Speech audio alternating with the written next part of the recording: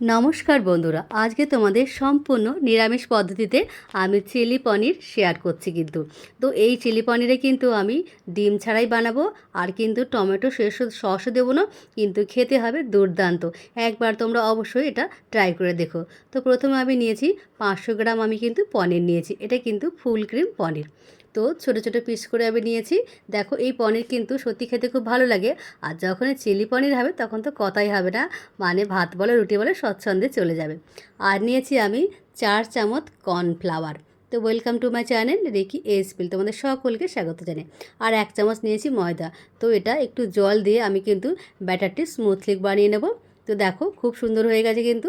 এরপরে দেবো 1 চামচ কিন্তু আমি সয়া সস দিয়ে দেবো। তারপরে দেখো, আমি বেশ ভালো করে একটু গুলে নেব, কালারটাও কিন্তু বেশ ভালো এসেছে, তাই তো।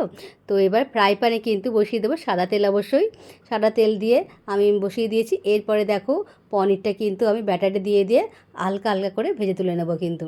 প্রথমেই সবগুলোকে আস্তে আস্তে করে আমি দিয়ে দেবো। এই পনির চিলি পনির খেতে কিন্তু সত্যি খুব ভালো লাগে। যারা নিরামিষ পছন্দ করে, যারা মানে অনেক অনেক বার, যেমন আমরা কিন্তু শনিবারে নিরামিষ খাই সম্পূর্ণ, অনেকে বৃহস্পতিবার মানে, বা অনেকে মানে সোমবার বলো, অনেক হয়তো সম্পূর্ণ এই পনির রেসিপিটা অবশ্যই তোমরা দেখো, যারা অবশ্যই নিরামিষ পছন্দ করো। তো দেখো, আমি এক এক করে ভেজে তুলে নিয়েছি কিন্তু।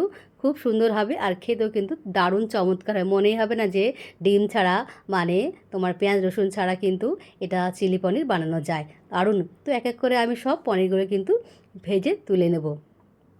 এরপরে দেখো, আমার যেহেতু অনেকটা পনির এনেছে, তো পনিরটা ভেজে তুলে নিয়েছি।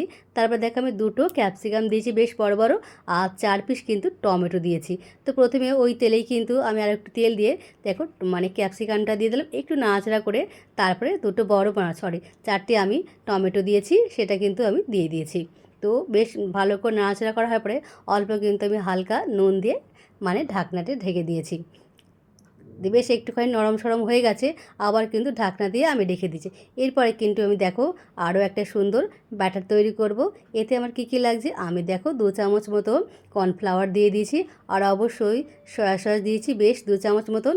আর তারপরে দেব মানে ভিনিগারও দেবো কিন্তু 2 চামচ মতন। ভিনিগার দিয়ে ভালো করে একটু নাড়াচাড়া করে নেব। এতে কিন্তু আমি ডিম দেবো না বলেছি যেহেতু, সেই জন্য আমি কিন্তু একটু বেশি করে ভিনিগার দিয়েছি, আর সয়া সসটা একটু দিয়েছি।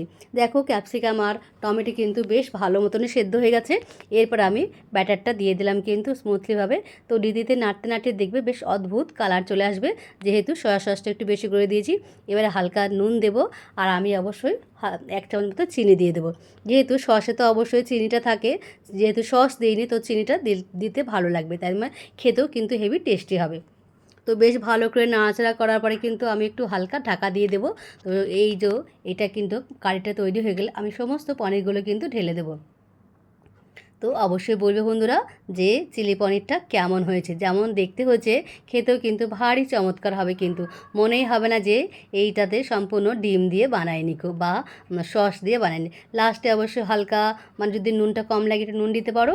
আমি কিন্তু অবশ্যই গোলমরিচ গুঁড়ি দিয়েছি, মানে খেতে খুব ভালো লাগবে। হালকা গোলমরিচের গুঁড়ি, হালকা হালকা ঝাল ঝাল লাগবে, টেস্টি হবে কিন্তু। দেখো কালারটা দেখেছো বন্ধুরা, কত সুন্দর হয়েছে, দেখেছো অদ্ভুত কালার এসছে কিনা। তো বন্ধুরা দেখো, যদি আমার ভিডিওটা ভালো লাগে অবশ্যই লাইক কমেন্ট শেয়ার করে দিই বন্ধুরা। আর কেমন হয়েছে অবশ্যই বলতে কিন্তু ভুলো না। তো এইরকম যদি একটা রেসিপি থাকে তাহলে কিন্তু আর কোনো কথাই হবে না, তাই তো। যে বাড়িতে গেস্ট আসলে যারা নিরামিষ খেতে পছন্দ করেন, তাদের এটা কিন্তু বানিয়েও নেওয়া যায়, তাই তো। তো দারুণ লাগবে। অবশ্যই কেমন হয়েছে অবশ্যই তোমরা কিন্তু বলো। আর ভিডিওটা দেখার জন্য তোমাদের অসংখ্য ধন্যবাদ। আর ভিডিওটা ভালো লাগলে অবশ্যই লাইক কমেন্ট শেয়ার করে দিও। আর যারা নতুন বন্ধু দেখছো তারা কিন্তু প্লিজ প্লিজ সাবস্ক্রাইবটা করে দিও। থ্যাংক ইউ বন্ধুরা। চলো এবার খাবার পালা, তাই তো। পনিরটা এত সুন্দর হয়েছে, মানে কি বলবো। যারা পনির খেতে ভালোবাসো এটা অবশ্যই ট্রাই করো। থ্যাংক ইউ বন্ধুরা।